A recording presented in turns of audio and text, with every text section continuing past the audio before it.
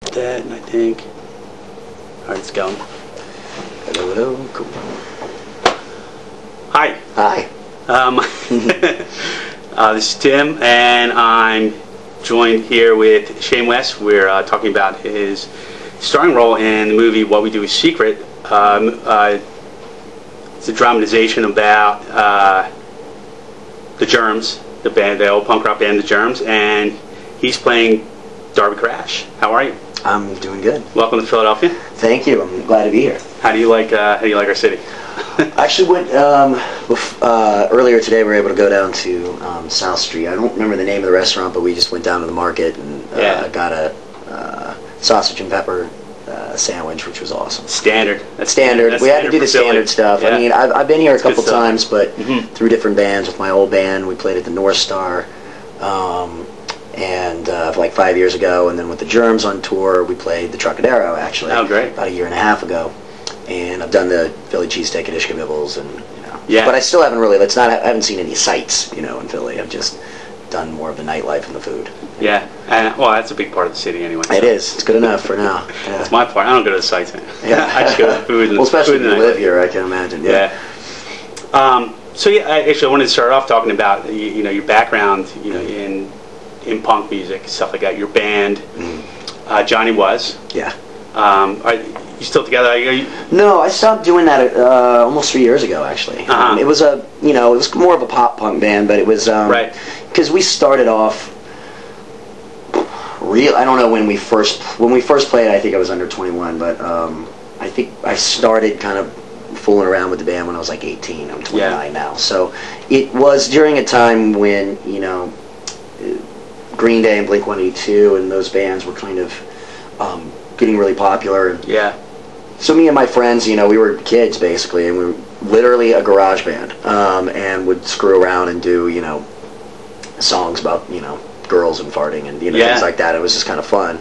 And then when it became more serious, we went from a 3-piece to a 5-piece, and then if we were ever going to get signed, it just had to get poppier and poppier and poppier. And we were talking to a couple labels, and I finally was just like, this is not the route that I was having fun with it, and this isn't exactly what I wanted. And the Germs reminded me of the music that that if I was going to be in a band, I would like to do, and kind of brought me back to reality. So I just kind of ended the band, and I mean they've continued on as with a different name and things like that, and I just kind of started singing for the Germs, even though I knew they could end it any day.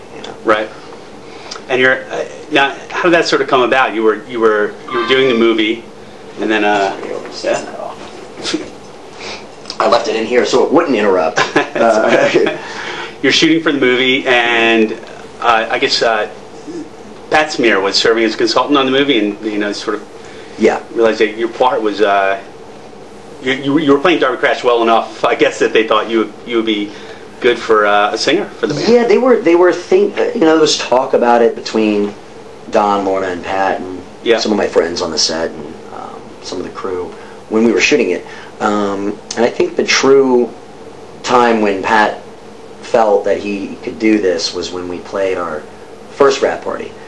We had a million rap parties because of loss of financing and all the time it took to make this film.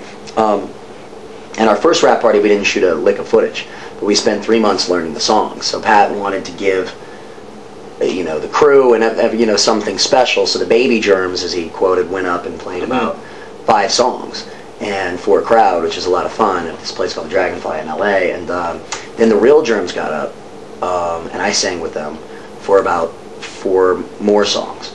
And the crowd loved it, and they hadn't played in 25 years, as a group, and it was just one of those crazy things that they got excited afterwards and decided to give it a try. But my true initiation was a secret show at the Echo with the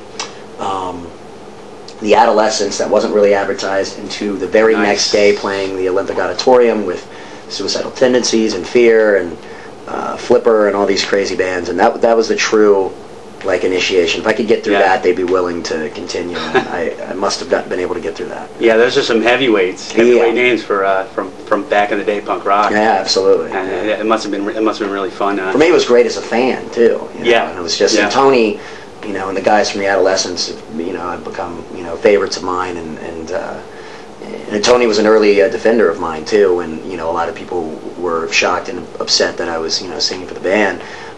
He played a couple shows with us and watched us as as a fan of the band, of the Germs in general, and was like probably my first defender, which to me was an honor just to have that. And we just finished a 5-day tour with them in December of last year, so which was something I always wanted to do. I wanted to play again with the Adolescents after knowing what I was doing now, rather than being scared,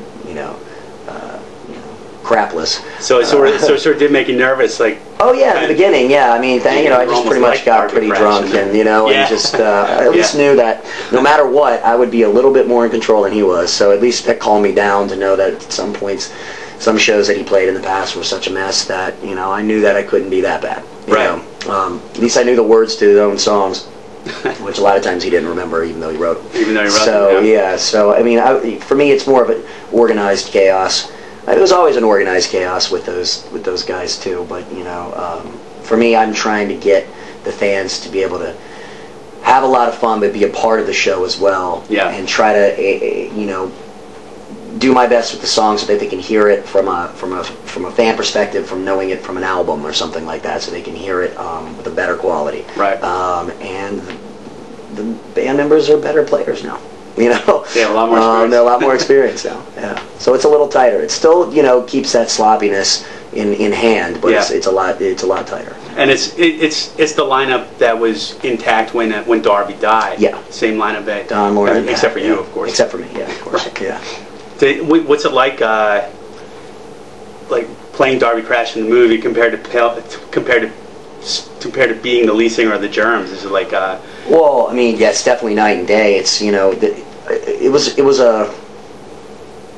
an absolute blast and a wonderful opportunity to be able to play Darby in the film. Yeah. And just from an acting perspective, from a fan perspective, just to be able to get it all that, and with the transition to being able to sing for the band, that has just been an absolute honor. So it's something that Roger Grossman, the director, and everyone on board with this film, it's worked on with the DIY ethic of just do it yourself, and through blood, sweat, and tears have put a lot of effort into this, whether it was for the film and now for the band, for however long that